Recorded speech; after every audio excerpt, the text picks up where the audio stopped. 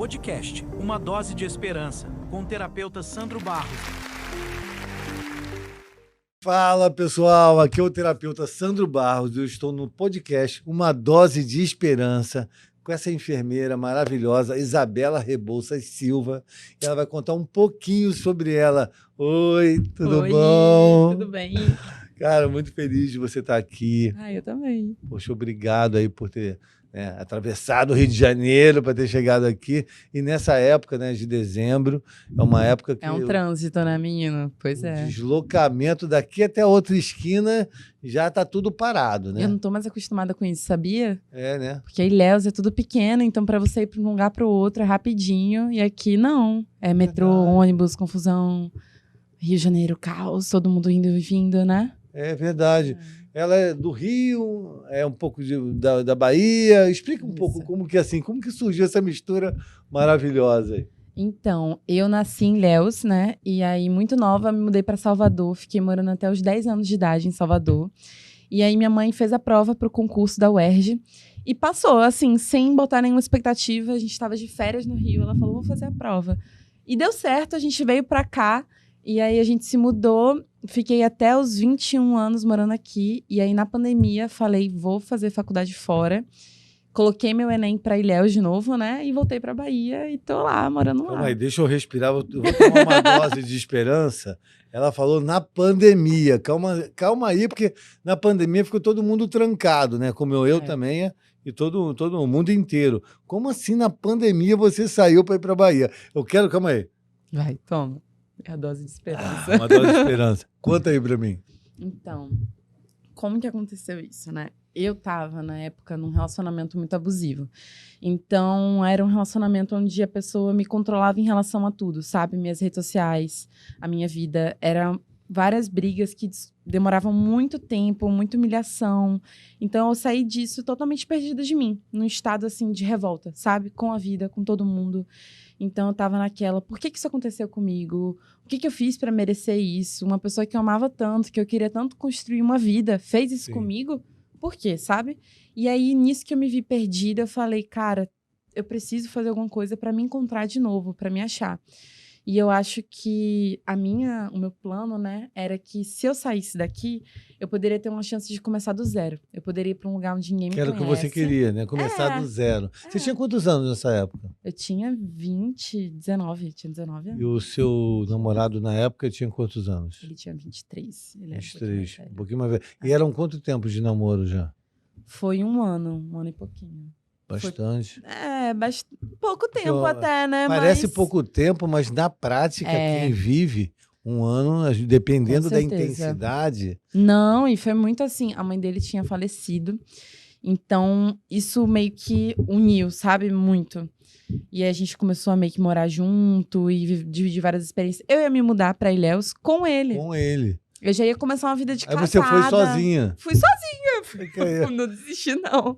Você foi, mas foi sozinha. Tomou uma decisão. Falei. Foi muita ousadia, né? Que legal, né? Hoje em dia tem muita gente que tem dificuldade de ter ousadia, né? Eu costumo falar que nós precisamos, eu falo para mim isso também, sair do barco do medo e entrar no barco da ousadia, né? E não é fácil, porque é um salto de fé. Você dá o passo para depois vir o chão, porque você está com receio do novo, né? O novo a gente não sabe, né? O futuro como vai ser. Então você é corajosa, né? Mostrou que você é corajosa, uma mulher que saiu do Rio de Janeiro e foi para Ilhéus. E como que foi esses primeiros passos? Porque você ficou longe das suas irmãs, da sua mãe. Você foi sozinha, assim, com uma mochila? Não, foi uma mala de 23 quilos. E muitas, e muitas caixas. 23 quilos. Fui sozinha. Fiquei o primeiro tempo... De avião? De avião, Porque de ônibus é um dia de viagem, né? Fui de avião e aí cheguei lá, era a casa do meu avô, a casa onde minha mãe foi criada. E ainda tinha isso, era um casarão. Tinha esses laços afetivos, né? Legal. E meu avô faleceu na casa, menino. E eu mesmo? ficava lá, às vezes, naquele estado de ansiedade, né? Quando a pessoa tá com a cabeça meio assim. O que eu fiz, né? Assim. Eu ficava assim, meu Deus, eu tô aqui na Bahia sozinha, sem família, sem nada. O que eu tô fazendo na minha vida? Mas foi a melhor decisão que eu poderia ter tomado na minha vida. Não, e depois que você chegou, você foi colocando a cabeça no lugar, e aí você começou a pensar o que você ia fazer, E aí, como que foi que surgiu a enfermagem, né? Porque aqui no Rio você não trabalhava, né? Não. Eu tinha Enfermeira. acabado de sair do ensino médio. E aí eu fiz o Enem na pandemia. Eu ia pra lá pra fazer medicina, né? Porque a nota de corte era um pouco mais baixa do que no Rio. E aí, no primeiro Enem, eu coloquei a minha nota. Minha mãe já sabia o relacionamento que eu tava passando. Então ela me apoiou muito na minha decisão. E falou, vai, se É joga. uma forma de salvar a vida também da filha, né? Porque Com a mãe certeza. fica preocupada, porque A mãe muita sabe, gente... né? E muita gente, hoje, você que está vivendo isso em casa, né? Muita gente está vivendo essa situação hoje e acaba em morte muitas vezes, né? Acaba em situações mais graves e muitas pessoas conseguem sair, como você saiu. Mas muitas ficam, né, presas. Anos e anos revivendo. Falta coragem. Então, de repente, esse podcast é para você que está aí, né? Sim. Manda um beijo para alguém que está vivendo isso, Gente, né? se você tem alguma vontade, algum sonho, se joga.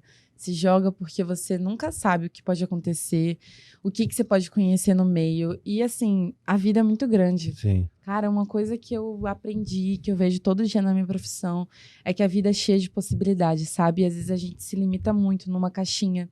A gente tem muito medo de arriscar, de ser ruim nas coisas, sabe? Quando você vai tentar a coisa pela primeira vez, aí você fala, não fui tão bom, vou parar aqui. Só que quando você para, você fecha a porta para tudo de bom que você pode desenvolver dentro de você, para os encontros que você pode ter, para as coisas que podem nascer daquilo. Então, acho que o meu conselho é esse. Se você tem alguma vontade, se você sente que é isso que você deve fazer, vai atrás desse sentimento, confia e se entrega. Muito interessante o que você falou, que quando você para, você tranca a porta da evolução. Isso aconteceu comigo também, né? Foi. Eu passei por isso, porque quando eu fui fazer palestra, né, que eu sou palestrante, a primeira palestra foi na Polícia Militar. E eu começava às 14h. Aí eu fui com a minha equipe, o cara que passava os slides e tal. E aí eu estava assistindo as outras palestras, e aí a pessoa que organizava a palestra falou assim, ó, você vai entrar 14h, a gente vai ter um coffee break, e depois você entra. Por mais que eu tenha essa história de ator há muito tempo, eu tenho DRT, eu estou com 50 anos, comecei com 16 anos a fazer curso de teatro, ter essa experiência de relações públicas, de eventos, de lidar com pessoas. Saber se comunicar. Sou um cara muito bem na comunicação, porque eu faço isso há muito tempo. Eu costumo falar que a prática é a mãe da perfeição, né? Então, de tanto eu praticar, igual dirigir. No início, passava a primeira, passava a segunda, pensava em cada marcha. Hoje, eu nem penso, né? Você vai no automático. Né? Então, hoje, eu tenho esse lado da comunicação, mas mesmo assim é uma palestra. Eu já fiz curso de palestrante, de inteligência emocional, já fiz vários cursos, já gastei mais de R$100.000 em curso de capacitação, de perfil comportamental, de inteligência emocional, de palestrante, de business, assim, como que você se comporta numa reunião, né? Que o corpo já fala antes de você falar, né? O corpo fala, linguagem corporal. Depois a gente vai falar sobre isso, do reiki. A imagem, né? Tem isso também, sabia? Tem, imagina. A luminosidade do lugar, se você olhar para um hospital é um ambiente tem tudo para levar você para, de fato, a insanidade, né? Insanidade, a parede branca, a luz branca, é frio, a pessoa já tá naquele estresse emocional e entra naquele ambiente. Laboratório, né? Um ratinho de laboratório. É verdade. Quando eu ia no hospital ver febre, alguma coisa assim, gelado, tudo gelado, as paredes brancas, aquelas roupas, né? Todo mundo padrão, né? Todo mundo com a mesma roupa. Tanto que você vê uma pessoa lá, quando você vê a pessoa na roupa, é você? É você? Sim. Nem parece uma pessoa. Aí eu tava falando. Aí nisso, cheguei na palestra e eu tava esperando a minha vez. Eu falei, poxa, vai ter o coffee break, eu vou respirar mais um pouquinho e vou entrar em campo, né? Uma coisa. Sim. Aí o apresentador me chamou antes do coffee break. Ixi, atrapalhou todo o seu plano. Todo o meu plano foi por água abaixo, né? Tem o plano A e o plano B é fazer o A dar certo, né? Aí eu falei assim, aí ele, Sandro Barros, eu olhei... Vixe, sou eu! Falei, cara, e o coffee break? Tipo... E o cafezinho aqui do lado. Aí ele, Sandro Barros, eu levantei, minha perna parecia 2 bambus, assim. Mas tremia, mas as pessoas não percebiam, né? Mas a minha perna estava tremendo. Aí eu Porque aparecia só daqui pra cima? Não, é porque realmente era tremia muito assim de nervoso, assim, de estar subindo no palco e tal. Sim. Mas as pessoas não percebiam, eu estava de calça e tal, mas tremia. E aí nisso eu olhei pro cara que estava comigo e falei, cara, vai colocar os slides. Aí subi e tal, e eu não sabia mexer em nada, nem para passar os slides, nada.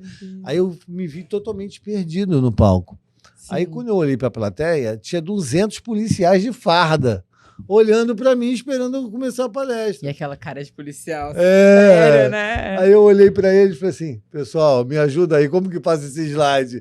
Aí eu comecei a ganhar a plateia assim, sabe? Colocando eles para participar comigo. Eu falei, ó, eu juro, eu nunca peguei nesse controle, cara. Eu não sei nem mexer nesses slides. Como que é? O pessoal, peça à direita, peça à esquerda, vai lá. Eita. Aí eu comecei a trazer a plateia para mim, aí eu comecei a ler os slides, e depois de 5 minutos, cara, eu já estava rindo, contando piada, tal. E depois dali, eu nunca mais tive esse nervosismo.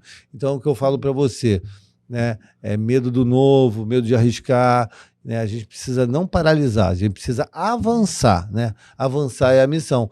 E aí, hoje eu faço várias palestras, igual o podcast. A primeira vez que eu fiz um podcast, nossa, eu tremi pra caramba também. E depois eu comecei a soltar, fiquei mais à vontade, esqueci das câmeras, que é um bate-papo, né? É um bate-papo. E às vezes no bate-papo você solta coisa que fala, cara, que maneiro que aquilo que eu falei, né? Aquilo que eu falei, às vezes, pô, eu nunca imaginei sair com uma dessa, né? Sim. Então, é muito legal o podcast por causa disso. Num podcast eu custei o que foi, eu demorei, mas quando eu fiquei à vontade, eu criei uma frase, eu falei assim, que usar droga é pagar para sofrer com a ilusão de ser feliz.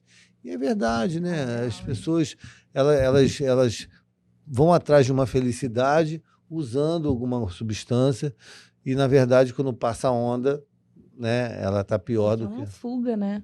Quando eu acho que a gente, que é jovem, por exemplo, nesse ambiente de faculdade, a gente normaliza muito... Normaliza muito. Cigarro, maconha, bebida, álcool. E é quase como se você fosse alguém distinto da realidade se você não usa, né? Então, como assim você tá aqui? Como assim você tá aqui, você não tá fumando, não tá bebendo? Como é que você consegue socializar? Porque acaba virando um meio de socialização, né? Sim. Um barzinho, alguma coisa assim. E eu acho que, assim, eu senti muito isso... Contextualizando, eu fiz um ciclo de 21 dias no Reiki, onde a gente fica sem beber e sem fumar, né? E sem frequentar ambientes. Acho que eu vi isso no seu Instagram, né? Depois você faz o seu Instagram pro pessoal, né? É @Isabela Rebouças, com 2 S no final, pode seguir lá. E aí eu fiz esse ciclo de 21 dias. E aí isso meio que abriu meu olho pra muita coisa. Primeiro, por que a gente precisa tanto de bebida pra se sentir à vontade? Tipo, a graça da vida tá aqui, tá em ver ela, em admirar, em ouvir, sentir. E às vezes a gente trata a vida como se fosse nada. A gente acorda sem propósito, dorme sem propósito. A gente vai vivendo sem sentir, sem ouvir, sem perceber. E eu acho que a vida ensina. Então, quando você abre o olho para esse despertar, né, da consciência, de olhar a vida como uma professora. Qualquer pessoa que te cruzar o seu caminho vai estar te ensinando alguma coisa, vai estar te falando alguma coisa. O lugar, alguma coisa que você ouviu, uma música no rádio, uma frase de alguém, vai estar te transmitindo algo que você precisa às vezes. E às vezes a gente vai seguindo a nossa vida como se tivesse de olho fechado, né? E a gente precisa da bebida, do álcool, da maconha, de não sei o quê, para se sentir à vontade com a gente, com a nossa pele, com a nossa vida, né? É verdade. Então, acho que isso acontece muito. E aí... meio que vai se perdendo, né? Vai se perdendo o sentido de estar aqui. Não, é verdade. Não, e eu me lembro que muito tempo atrás eu fui viajar de ônibus, eu tinha, tô com 50, eu tinha 20 e poucos anos. Aí tinha uma moça meio camponesa, assim, com um chapéu de camponesa, tinha uns 60, 70 anos. Ela olhou para mim e falou assim, meu filho, entre fé, amor e esperança, qual é a palavra mais importante? Fé. Aí eu falei assim, amor. Aí ela falou assim, não, esperança, porque sem esperança você não tem nem fé e nem amor. É verdade. Aí eu achei muito bacana né? E hoje eu tô com um podcast, Uma Dose de Esperança. Não que a fé não seja importante, o amor não seja importante, mas sem esperança, sem aquela dose de esperança, você não consegue avançar. Esse podcast, né, Uma Dose de Esperança, veio de um paciente que eu estava atendendo na Flórida. Ele é brasileiro. Ele me viu, né, porque eu saí na TV por causa do Serginho Ronjakoff. Foi mesmo? O Que cabeção da Malhação. massa! Sim. Ele teve um problema com álcool, né, com drogas, e foi assim, na verdade, eu fui negado um visto americano, que eu ia ver minha irmã. Minha irmã descobriu um câncer lá nos Estados Unidos, Oi. e depois que ela descobriu o câncer, ela resolveu casar logo 6 meses depois, né, talvez com medo de ter, né, do câncer avançar e tal. E aí marcou o casamento, aí me chamou eu e minha mãe. Aí nós fomos. Só que no consulado americano eu fui negado o visto. Aí minha mãe foi sozinha, eu não fui. A minha irmã chorou, né? Porque poderia ser a última vez, né? Que ela ia me ver. Eu também me emocionei e tal. Mas eu tive essa leitura espiritual. Falei, mãe, vai você, manda um beijo para minha irmã. Fala para ela que eu amo ela. Só que assim, tudo tem um propósito. Se eu não fui, é porque tem uma bênção chegando para mim e é muito grande. E por eu não ter ido, aconteceu o caso do Serginho Ronjakoff, que eu ajudei ele. Que foi aqui no Brasil. Se eu tivesse ido, eu não estava aqui para ajudar ele. Aí eu ajudei ele, resgatei ele, saí em todos os canais de TV, de rádio, tudo isso me deu uma visibilidade, Sim. né? E hoje eu estou ajudando muito mais pessoas devido a isso. Aí veio uma pessoa através desse caso, que é uma esposa, falou, Sandro, pelo amor de Deus, tem que ajudar meu marido. Ele mora aqui na Flórida, está nas drogas, e você cuidou do Serginho Ronjakoff e você precisa cuidar dele. Aí eu comecei a atender ele online, não conheço ele até hoje. Assim, Não conhece? Não conheço, só online. Caraca. Só online. E aí, atendendo ele está 1 ano limpo. Uhum. Sóbrio, sem gastar dinheiro com bebida, com droga, com nada. Aonde é liberado, que é lá na Flórida, que tem vende em qualquer lugar, sente cheiro o tempo todo, mas ele está decidido a ficar sóbrio. E aí a esposa dele escreveu para mim, assim, Sandro, você na minha vida foi uma dose de esperança. Quando ela escreveu isso, eu falei, você acabou de achar o nome do meu podcast, que eu estava pedindo para Deus me dar um nome. Porque tem que ser um nome que tem a ver comigo, né? Eu sou um cara de esperança. E uma dose de esperança é para tudo. Você teve uma dose de esperança para ir para a Bahia, né? Sim. E hoje você está em que período de enfermagem? Eu estou no 5º período. Mas já está fazendo estágio já? Estou fazendo estágio agora no hospital mesmo. Isso que você falou de pedir a Deus é uma coisa que realmente eu tenho sentido muito ultimamente. Porque eu sempre tive muito essa questão da fé, né? Minha mãe sempre foi... a gente é messiânica, uma religião oriental, então a gente sempre cresceu dentro disso, né? Da fé, de confiar. E ela foi uma mulher que criou 3 meninas sozinha.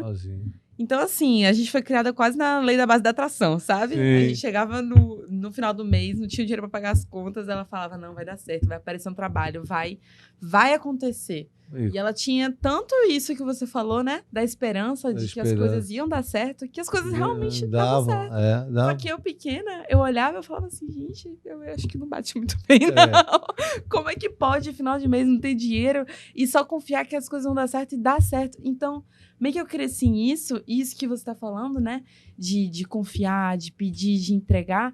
É realmente, acho que quando a gente não tem essa fé, é muito difícil falar isso pra pessoa e a pessoa aceitar. Verdade. Sabe? Só que quando você começa a fazer esse exercício de vou entregar mais, porque às vezes a gente reza, pede a Deus pra cuidar do nosso problema, mas não dá nem tempo de Deus resolver, já pega o problema de volta e já tá aqui se preocupando, meu Deus, isso e aquilo, isso aqui, vou planejar. Só que quando a gente entrega verdadeiramente, confia e coloca a nossa fé absoluta de que as coisas vão acontecer, de que as coisas...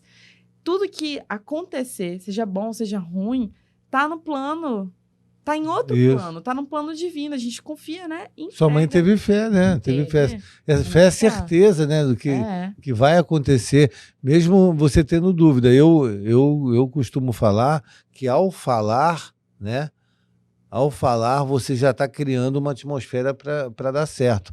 Com certeza. Eu não falo mais hoje, antigamente eu falava, eu estou morrendo de fome, estou morrendo de cansado, porque virava um mantra. Então eu estou muito cansado, estou com muita fome. É o meu último mergulho, não falo. Mais um mergulho. Eu tenho o maior cuidado, porque eu sei que o universo tem ouvidos, eles entendem, né, o que a gente fala, e eu tenho que ter essa responsabilidade, né, com o que sai da minha boca. A força da palavra, A né? força da palavra, é muito importante isso. E muita gente vai repetindo o que os outros estão falando, né, e acaba reproduzindo algo que não quer para a nossa vida. Eu fui na peça do Sérgio Malandro, que, poxa, ele é meu amigão, cara. Um beijo, Sérgio. Um beijo para sua mãe. Eu fui lá na peça dele e ele falou a diferença de problema e obstáculo. Qual que é? Problema é quando a pessoa está no hospital, você é enfermeira, você sabe disso. A pessoa está em estado terminal, ou a pessoa perdeu uma perna, essa pessoa está com problema. Agora, obstáculo é coisas da vida. Tem que comprar um celular novo, consertar o carro. Esses são obstáculos, né? Então, é agradecer mais, reclamar menos, porque o universo dá mais do mesmo, né? Então, se você ficar reclamando, você vai receber aquilo, entendeu?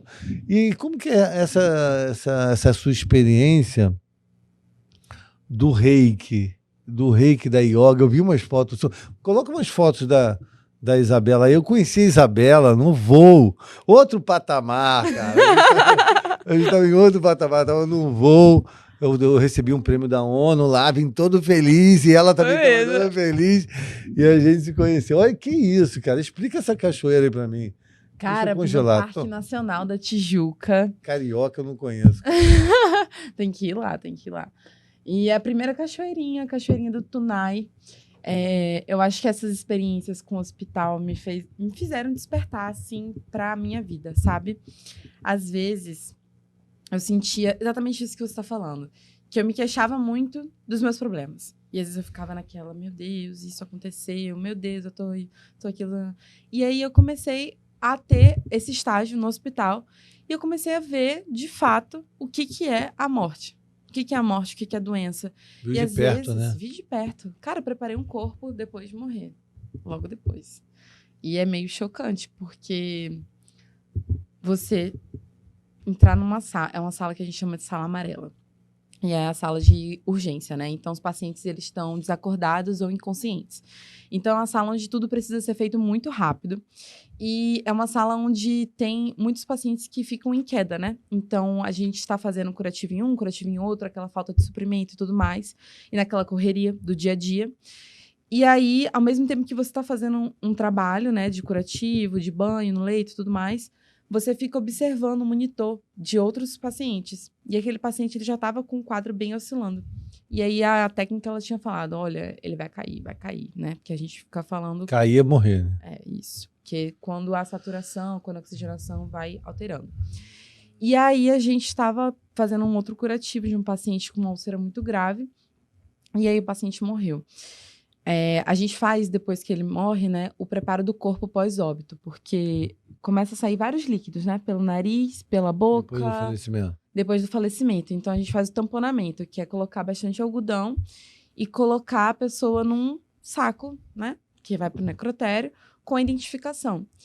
E aquele momento, meio que abriu muita coisa para mim, porque Quantas coisas a gente vive e não se dá conta disso, né? Não, e pensar que você vai terminar ali. Porque essa é a verdade. A gente foge dessa verdade, mas a gente vai terminar. É um ciclo, né? Nasceu, cresceu, amadureceu e Só que morreu. a gente tá aqui vivendo meio que num piloto automático, sem saber, sem nem é que saber, é perceber que a morte, que a doença, é meio até triste falar disso, mas eu acho que tem um lado bom também. Saber que elas estão ali. Tem um fim, né? Porque quando você sabe que tem um fim, você começa a dar valor para o que tá agora. Para o que tá vivo.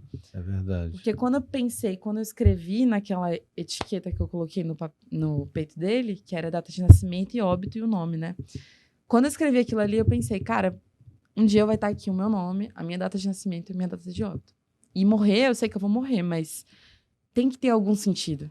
essa vida, esse momento agora que eu tô aqui, tem que haver algum sentido. Sim. Porque eu não quero só ser um nome, eu não quero só ser uma data de falecimento. O que eu vou deixar quando eu sair daqui? Melhor do que viver a vida é se sentir vivo. Sentir vivo. Né?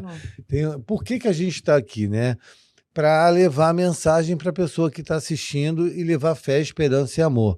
Imagina se uma pessoa que está assistindo já muda de vida e fala, não, eu vou seguir, eu vou ser usada, eu vou fazer o que precisa ser feito, vou sair desse medo, dessas grades emocionais, né? O que isso significa para a gente? Entendeu? É tudo que a gente está passando aqui, que é a nossa mensagem, né? De fé, de esperança, que você deu um salto, você nova, com relacionamento abusivo no Rio de Janeiro, foi para Bahia, sozinha, com laços afetivos da casa lá, entrou num período de enfermagem, estudar, né? Então, assim, o que mais você encontrou lá quando você foi para lá, assim que te marcou, assim? Você falou assim, não, essa aí eu nunca vou esquecer. Conheceu alguma tribo indígena? Você tem uma descendência indígena? Então, meu pai, eu não tenho muito contato, né, com minha parte de pai, mas a minha bisavó era indígena, a minha avó também tem um pouco disso, né? Ela trabalhava com um serviço de curandeira, então muito desse conhecimento Enfermagem, curandeira. Você vê que tá na família, né? Tá aí. E aí ela tinha muito esse conhecimento das plantas medicinais, né? Dessa parte da medicina natural. E aí, trabalhando na enfermagem, na faculdade, a gente já fez algumas visitas também a aldeias indígenas, né? Para saber... Na verdade, foi uma aldeia indígena em Olivença, nos Tupinambás de Olivença. E aí, para saber como era o mecanismo de organização, né, do modelo de saúde ali. E é uma coisa muito interessante, porque eu acho que às vezes a gente se prende tanto a essa ideia, né, do método científico, da aprovação científica, mas existe uma ancestralidade gigante, um conhecimento que é absurdo. De plantas, de métodos naturais, de fato, que funcionam, que tem... Que quebra até um diagnóstico. Que quebra diagnósticos e são maneiras complementares, sabe? O diagnóstico não é sentença, né?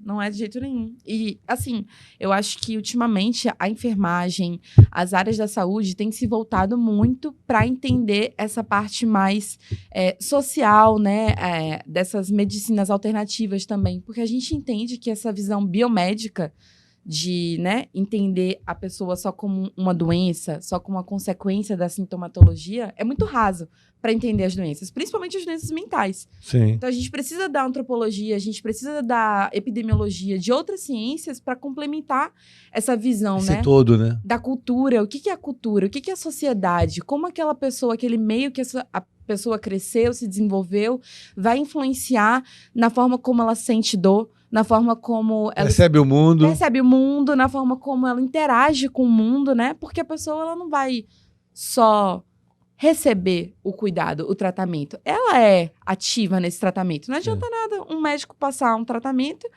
a paciente falar assim, esse médico nem me olhou no meu rosto, nem olhou na minha cara. Eu não vou fazer o que esse médico tá falando, não. Esse médico não tá nem se portando comigo. E vai pra casa, toma o chá dela, toma o negócio dela e sai com aquela... Entendeu? Sim. Então, a gente precisa usar dessas outras ciências para se aproximar e poder estar ali fazendo, né, a saúde, de fato, tá entregando isso. E eu acho que você entende isso, que você Não, sim, eu trabalho com isso.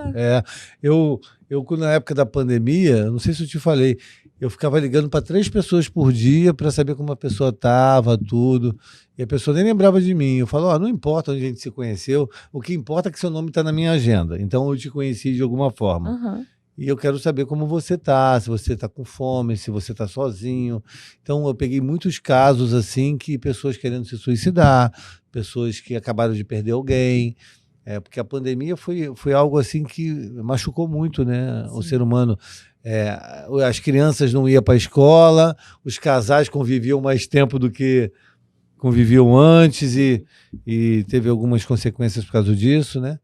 Separações, às vezes. Muita gente bebeu mais do que bebia, né? E os professores não tinham mais os alunos para dar aula, os alunos não iam mais para as aulas, as crianças... E a interação social, né? E a relação humana. Então, a pandemia... Vai se perdendo, né? A pandemia machucou bastante a sociedade nesse sentido também, né? E foi... um desafio para todo mundo. Me lembro que eu não saí nem de casa, eu não ia nem na lixeira. É mesmo? Eu Como é fiquei que assim. foi essa ideia de você ligar? Eu, na verdade, eu levei a sério, eu vi todo mundo, né? Eu vi na televisão, todo mundo na televisão, lá na Itália e na França, os hospitais cheios, todo mundo morrendo. Uhum. E aí ninguém saía de casa, né? Então eu comecei a estudar. Teve um lado positivo, eu estudei mais, tirei nota mais alta, né, na faculdade. A faculdade de psicologia foi aceita online, porque não era aceita. Foi aceita. Ou parava a faculdade ou a gente continuava online. Aí começou a ter aula online, eu continuei fazendo a faculdade online e eu estudava mais tempo, né? Porque eu tinha que ocupar meu tempo, senão eu ia enlouquecer, né? Alguma coisa. Você viu aquele filme O Náufrago, com a bola do Wilson? Aham. Então, eu tinha que criar um Wilson. Eu tinha que criar um Wilson, né? Sim. E quando eu comecei a atender, eu colocava um travesseiro. É mesmo? Eu colocava... Como assim? Tipo, na sua frente? Pra É. você ir imaginando que era alguém? Colocava o nome de Wilson, botava o travesseiro. Você fez o seu Wilson, Eu fiz então. o meu Wilson. Eu disse, Wilson, senta aí, vamos fazer terapia. Como você tá hoje, que tal? Para perder o medo de... Treinando, né? Treinando, entendeu? Para na hora que eu tiver com o paciente, Você já eu estar mais à saber. vontade e tal. Tudo no início me dava um nervosinho, um friozinho na barriga. Primeira live, o primeiro podcast, a primeira Falar com palestra. câmera é muito difícil, né? É desafiador mesmo, é desafiador. E a yoga te ajuda na respiração, assim, de você lidar, de você... Com certeza. Tudo é respiração. Se A você mente vê- acelerada. A mente acelerada. Ansiedade, o coração começa a palpitar, a gente começa a ficar ofegante, a respiração vem aqui, né, pra cima, então você começa quase como uma respiração pulmonar, né? Você não faz o trabalho abdominal, diafragma. Então, a yoga, ela trabalha isso, mas eu acho que a yoga não é só... Porque hoje em dia a gente tem mais essa área voltada para o físico, né? Sim. Postar as posturas e Sim. colocar lá. Mas a yoga, eu acho que é o encontro com a sua espiritualidade. E antigamente ela era muito ligada a isso, né? Porque você atingir as posições não é uma questão de você fazer uma posição perfeita, mas você entrar em contato com o que tem dentro. Então é quase como se fosse uma terapia. Você começa Sim. a olhar para o seu corpo. É terapêutico. É terapêutico demais. Você começa a olhar para o seu corpo e você fala, nossa, minha cabeça tá muito acelerada. Meu corpo não tô A conseguindo cabeça tá igual um concentrar. macaco, de galho em galho, pensando. E você não consegue focar, né? Se você não traz a atenção para o momento presente. Nós temos 50 mil pensamentos por dia. Só 4 mil faz sentido. Os outros 46 mil não faz. É só devaneio. Eu É. tenho TDAH, né? Então a mente... Tá. Tem aquela do TDAH, que tem um TDAH que fica desligado, ou aquele que é impulsivo, é agitado. Acelerada, total. É. Sou muito acelerada. Então a minha mente fica muito a todo momento pensando. E tem momentos que ela desliga. Mas esse pensamento constante era uma coisa que me dava um pouco disso da Mas ansiedade. será que na enfermagem não precisa disso, de uma agilidade? Talvez. Talvez Eu isso acho que... potencializa um pouco. Talvez. Eu acho que o TDAH também é muito criativo. Porque eu tô aqui com você, mas eu tô prestando atenção aqui, no som, não sei o quê. Se alguém alguma coisa tocar, entrar, eu vou me ligar também. Então, eu acho que o TDAH tem as suas qualidades também. Tem o lado bom, né? Tem. E Ah, a que criatividade bacana. também. Você pega tudo no ar. E afinal, você tá morando aonde? E você vai pra onde? E como que tá aí? A vida, né? Como que tá? Então, eu tô... Tá solteira? Tô solteira. Ah, mas agora não sei se eu tô você- muito pra negócio, não. Hã? Eu não sei se eu tô muito pra negócio, não. Porque... Mas você saiu de um relacionamento abusivo, né? Depois... mas faz tempo já. 2 anos. Faz 2 anos? É. Já tá cicatrizou? Minha filha, já morei junto de novo, já quase Ah, casei, já aconteceram muitas coisas. Muita coisa. Ó, o que aconteceu nos últimos anos, que tem acontecido, né? Eu saí, né, fui pra lá na pandemia, tudo mais, fiquei esse tempo sozinha. Só que eu sempre fui uma pessoa, assim, viciada em amar. Ia me jogando no amor, naquela... Gostava muito de estar na paixão, né? Sim, Hoje em dia, eu acho que eu reconheço isso como uma fuga. sim. Porque você acaba querendo projetar muito no outro, né? Procurar no outro. Aí olha menos pra você, aí, de Não repente... desenvolve as coisas que tem em você, vai se metendo em relacionamento, atrás de relacionamento, não para pra ficar sozinho, Sim. que acaba sendo um pouco Você tá quanto disso. tempo sozinha? Eu tô, cara, 1 ano e pouco, Sozinha. sozinha. Sem Sozinha relacionamento. Sem relacionamento. Pois é. E morando na Bahia. Morando na Bahia. E veio passar o Natal, o Ano Novo. Ah, tem uns romancezinhos, assim, de férias, né? Mas nada assim. Eu Aí você quis veio pro ficar Rio sozinha. Aí você veio pro Rio para ver a família e tal, e vai voltar pra Bahia. Foi. Porque você estuda lá, né? Eu estudo lá. Não é online, não, é presencial. Não, é presencial mesmo. Eu estudo na UESC, que é a Universidade Estadual de Santa Cruz. Aí você volta dia 5 de janeiro, né? Você falou hoje. Não. Vou pra Chapada Diamantina. Cara, eu acho que eu não Salvador. conheço Chapada. Não conhece? Acho que eu não conheço. Vai. Sóbrio eu sei que eu não conheço. Mas Ah. doidão, acho que de repente eu fui. É mesmo? Eu não lembro, mas. Você usava? Usar aí, rapaz. Conta Pô, aí. tudo, pô. É mesmo? É. Rapaz. Eu usava. Foi assim que você... Foi assim, Eu usei 20 anos, dos 17 aos 37, todas as drogas que você pode imaginar, né? Comecei com a bebida, depois foi a maconha, a cocaína, o êxtase, o ácido e fui embora. Tive 3 overdoses, quase morri, né? Sério? Você que é enfermeira sabe como que é overdose, né? Chamei a ambulância para mim mesmo. Nunca vi uma verdade, imagina. 3 overdoses e pensei em suicídio.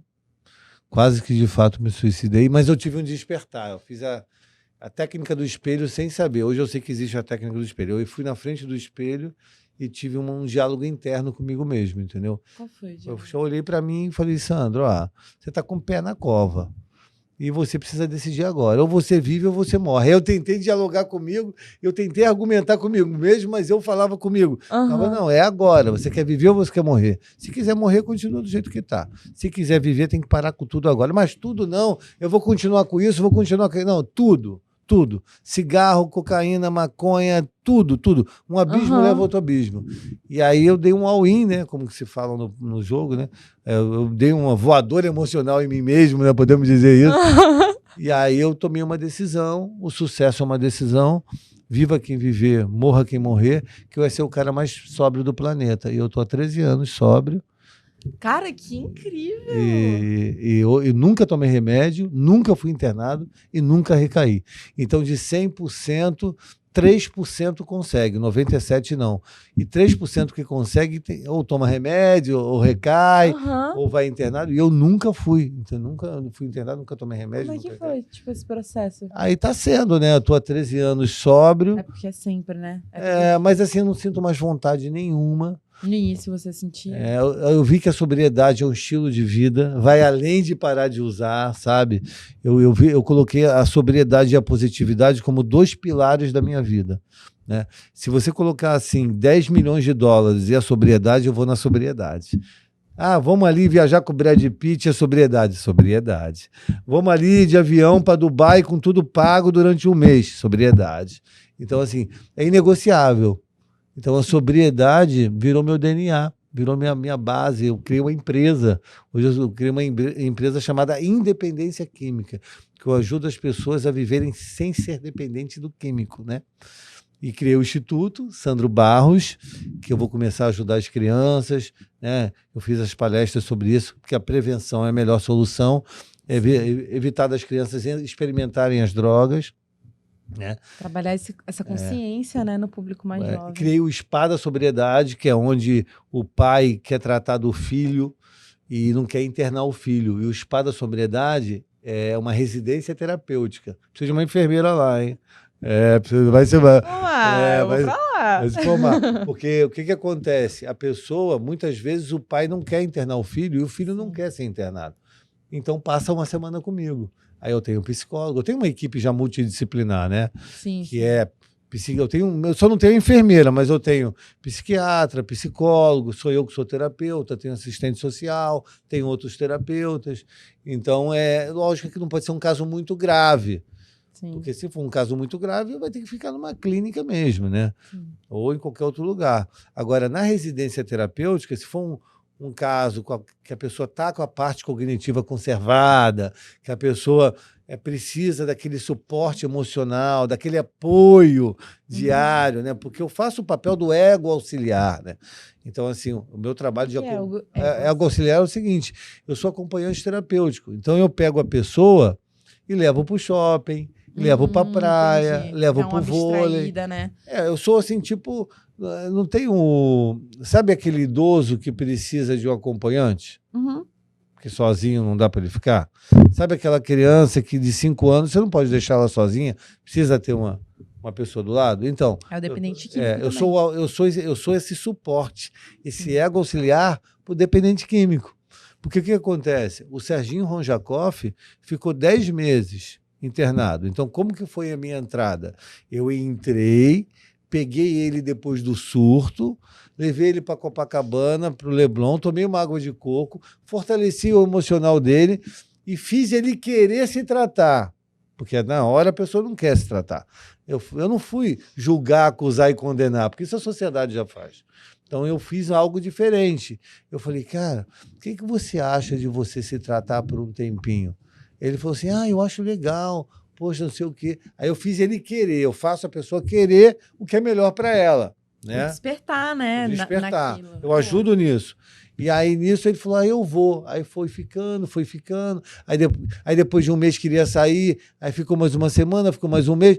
Enfim, ele ficou lá o tempo que tinha que ficar, 10 meses. Quando ele saiu, ele foi para o spa. Ele ficou comigo 45 dias. Foi. Mas eu era a sombra dele, entendeu? Tem algum tempo, assim, limite? O ideal, ele ficou muito tempo, não é legal. Porque a gente aprende muito na prática, né? Uhum. Então eu aprendi que 45 dias é muito tempo no spa. O ideal no spa é igual uma viagem internacional. Eu fui para Dubai, fiquei 30 dias, não é o ideal. O ideal é ficar 15, 10, porque você fica muito mel, enjoa, você fica enjoado. Eu não aguentava mais Dubai, foi maravilhoso, mas não aguentava, porque eu fiquei 30 dias lá, é muito tempo. Eu quero ficar assim, sem aguentar Dubai. O ideal... Aí depois eu fui pesquisando e falando com as pessoas que viajam muito, elas falam que o ideal é de 10 dias. Pra dar vontade de querer mais e você voltar, entendeu? Então, dar aquela dose de dopamina, depois conhecer você volta, tudo. Faltou esse lugar, faltou esse, faltou aquele. É pra você ficar sempre com um olhar de turista. Olhar eu de tenho turista. isso. Porque eu fico um pouco lá, um pouco cá, e quando eu venho pro Rio, eu fico, o Rio de Janeiro é tão lindo, não sei o quê. E aí quando eu volto pra Ilhéus, eu fico, a Bahia é maravilhosa, não quero nunca mais sair. Porque você sente sempre, saudade, né? Em êxtase, né? Mas pra você ver a ilha, você tem que sair da ilha, né? Eu costumo falar isso, é legal isso. Essa metáfora é legal, porque quando eu fui para São Paulo agora, fiquei 9 dias lá, senti uma saudade da minha casa. Você é do Rio? Saudade do Rio, sou carioca. Eu morei já em São Paulo. Carioca.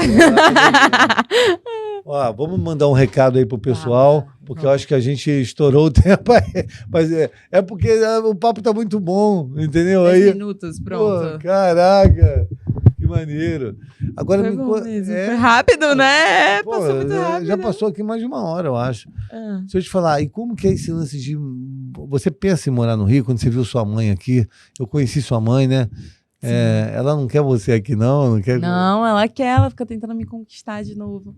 Mas eu acho que eu não volto, não. A Bahia...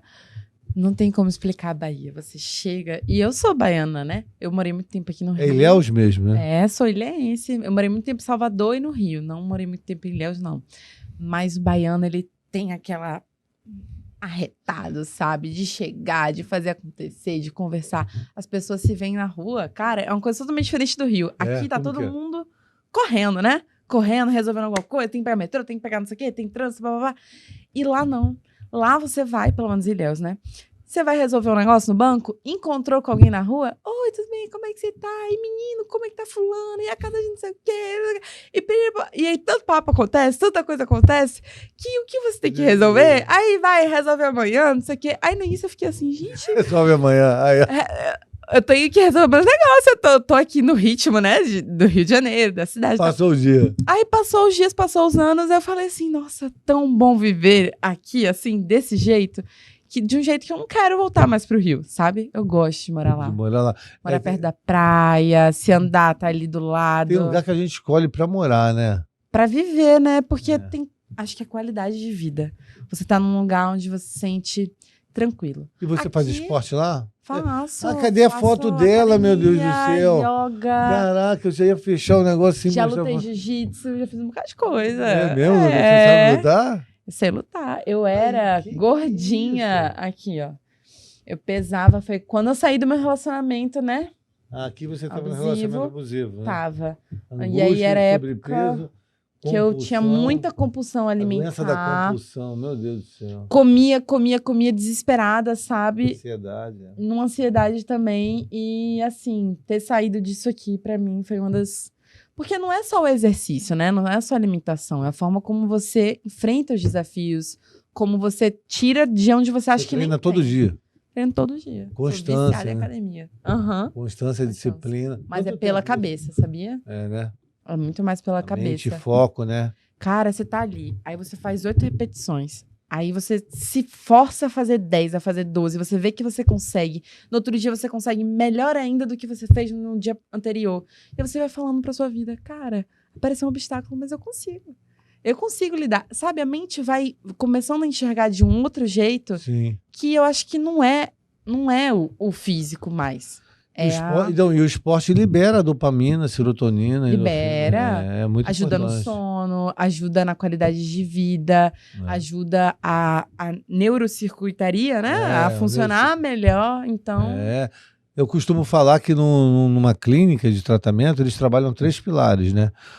O sono, que tem uma função reparadora, o esporte, que libera dopamina, serotonina, né? E a alimentação, né? E como que tá a alimentação. sua alimentação? Eu conheci ela comendo rúcula. Rúcula e ovo.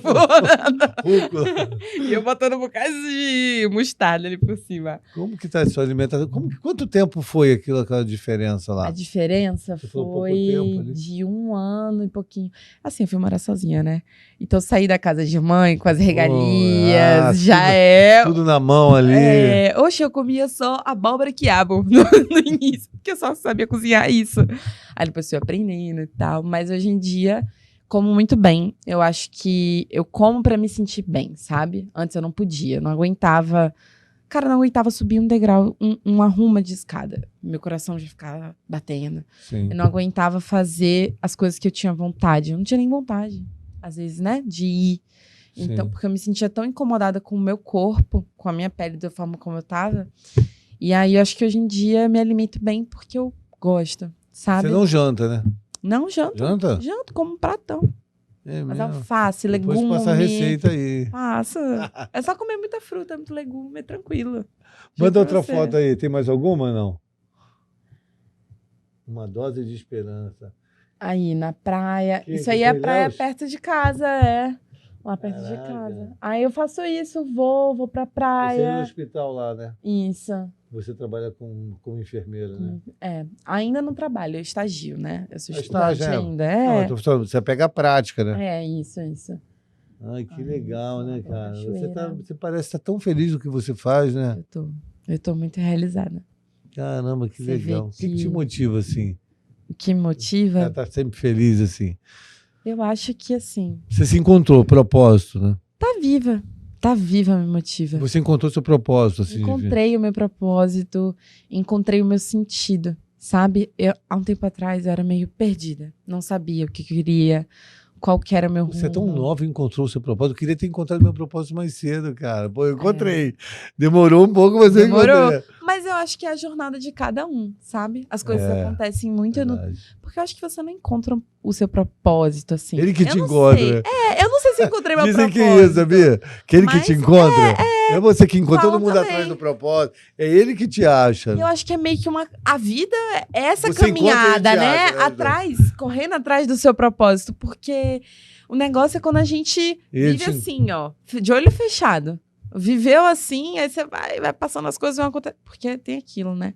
Às vezes a gente não quer assumir uma responsabilidade sobre as coisas que estão acontecendo na nossa É vida. fugir, né? Por que isso aconteceu comigo? Eu não mereço isso. Só que quando você faz isso, você se isenta da possibilidade de mudar. É. E aí eu comecei a encarar as coisas, comecei a falar, por que eu agi assim dessa forma? Por que isso sempre acontece comigo? Pra quê? Não, o pra quê eu acho legal também. Às vezes eu fico assim, pra que eu falei isso? Pra que eu fiz isso? Pra quê? Aí eu falei isso pra uma amiga minha, falou, Sandro, eu tenho 50 anos, por que você não me avisou isso antes? Se eu descobrir esse pra quê aí com 20, eu teria evitado várias coisas da minha vida, porque se a gente se questiona, pra que eu vou viajar para aquele lugar? Pra que eu vou sair com aquela pessoa? Pra que eu vou lá fazer isso? Exatamente. É uma reflexão, né? Que às vezes não tenho. Você está indo, mas você de repente nem quer ir. Ou está indo por inércia. Conveniência, né? Conveniência. A gente tem medo de assumir.